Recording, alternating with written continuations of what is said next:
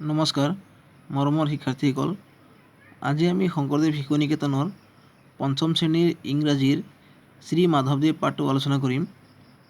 Shri Madhav Bhuyan was the son of Gobindagiri and মনোৰমা।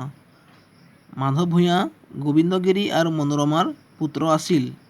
তাৰমানে মাধৱ ভূঞাৰ দেউতাকৰ নাম গোবিন্দগিৰি আৰু মাকৰ নাম মনোৰমা আছিল।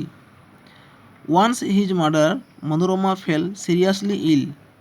এদিন তেওঁৰ মাক মনোৰমা গুৰুতৰভাৱে অসুখ হৈছিল। Then Madhav promised to sacrifice a god before the mother goddess.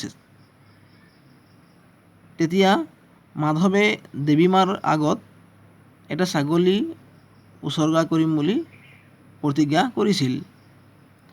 He thereby wanted to please the goddess for the early recovery of his mother. তেওঁ মাকৰ সোনকালে আৰোগ্য কামনাৰ কাৰণে দেৱীক সন্তুষ্ট কৰিব বিচাৰিছিল। সেইকাৰণে তেওঁ ছাগলী এটা উচৰ্গা কৰিম বুলি প্ৰতিজ্ঞা কৰিছিল। He therefore requested Ramdas, his brother-in-law, to bring a male god. তেওঁ ৰামদাসক, যিজন তেওঁৰ ভনী জোঁৱায়েক আছিল, তেখেতক এটা মতা ছাগলী আনিবৰ কাৰণে অনুৰোধ কৰিছিল। But Ramdas was unwilling to do so'. কিন্তু ৰামদাস সেয়া কৰিবৰ কাৰণে অনিচ্ছুক আছিল।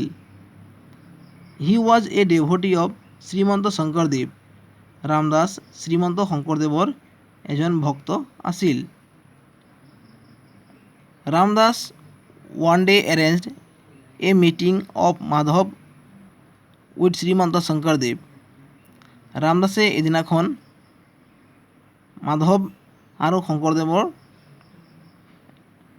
মিটিং এৰেঞ্জ কৰিছিল, তাৰমানে লগ পোৱাৰ ব্যৱস্থা কৰিছিল। A religious debate took place between the two. বহু সময় ধৰি দুয়োজনৰ মাজত এটা ধৰ্মীয় তৰ্ক হৈছিল। Finally young Madhav realised that animal sacrifice is not necessary to please gods and goddesses.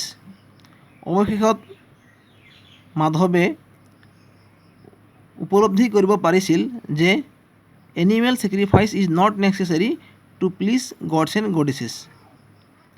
দেৱ দেৱীক সন্তুষ্টি কৰিবৰ কাৰণে জীৱ জন্তু উচৰ্গা দিয়াটো প্ৰয়োজন নহয়।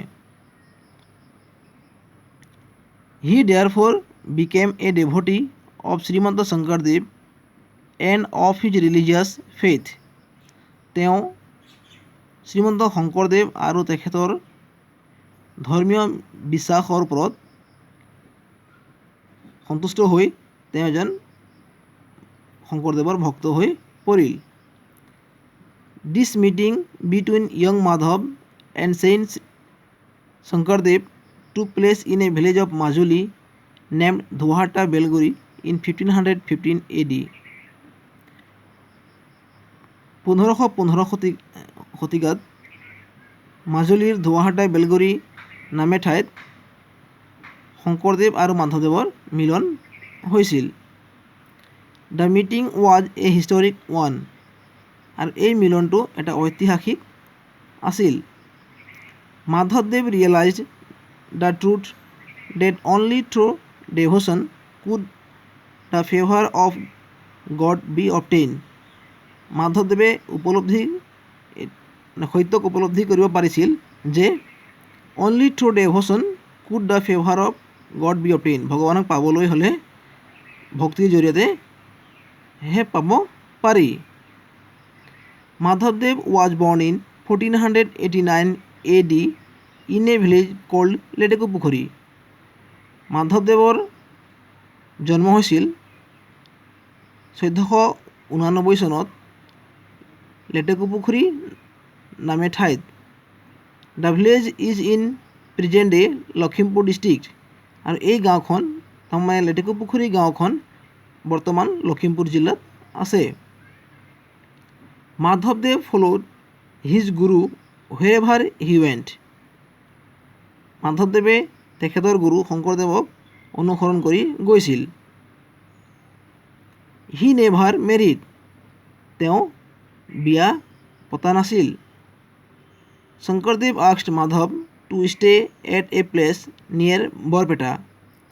শংকৰদেৱে মাধৱদেৱক বৰপেটাৰ ওচৰৰ এখন ঠাইত থাকিবৰ কাৰণে কৈছিল। So' Madhav became a resident of that place long 18 years। সেইকাৰণে মাধৱ সেই ঠাইখনত 18 বছৰ ধৰি বাসিন্দা হৈ আছিল। The place is known as Ganakkuchi. সেই ঠাইখন গণককুছি নামে জনা যায়। আফটাৰ হিজ গুৰুজ ডেথ মাধৱদেৱ লেফ্ট গণককুছি ফৰ পাটবাউচি। তেখেতৰ গুৰুৰ মৃত্যুৰ পিছত মাধৱদেৱে গণককুছি এৰি পাটবাউসীলৈ গৈছিল। বাট হি চুন শিফটেড হিজ ৰেচিডেন্স টু এ নিয়েৰ বাই প্লেচ নেমড সুন্দৰীদিয়া। কিন্তু তেওঁ অতি সোনকালে সুন্দৰীদিয়া নামৰ ঠাইলৈ স্থানান্তৰিত হৈছিল। সুন্দৰীদিয়াৰ তেওঁ বাসিন্দা হৈ পৰিছিল। His name and fame grew there. আৰু তাত তেওঁৰ নাম আৰু যশ চাৰিওফালে বিয়পি পৰিছিল। শ্ৰী মাধৱদেৱ was a great Vaishnavite saint of Assam. Shri মাধৱদেৱ অসমৰ এজন মহান বৈষ্ণৱ সন্ত আছিল। He was famous for his literary works also'. তেওঁ তেখেতৰ সাহিত্য বিষয়ক গ্ৰন্থসমূহৰ কাৰণে বিখ্যাত হৈ পৰিছিল। He translated a good number of Sanskrit verses. তেওঁ ভালেসংখ্যক সংস্কৃত ছন্দ অনুবাদ কৰিছিল। He translated Adikanda of the Ramayana from Sanskrit. তেওঁ ৰামায়ণৰ আদিকাণ্ড সংস্কৃতৰ পৰা অনুবাদ কৰিছিল। বুকছ লাইক জন্ম ৰহস্য, ৰাজসূয় কাব্য, অৰ্জুন ভঞ্জন আৰু some of his translation works. তেখেতৰ কিছুমান অনুবাদমূলক গ্ৰন্থ হৈছে জন্ম ৰহস্য, ৰাজসূয় কাব্য, অৰ্জুন ভঞ্জন আদি। শ্ৰী মাধৱদেৱ asked his nephew to collect the verses composed by his Guru.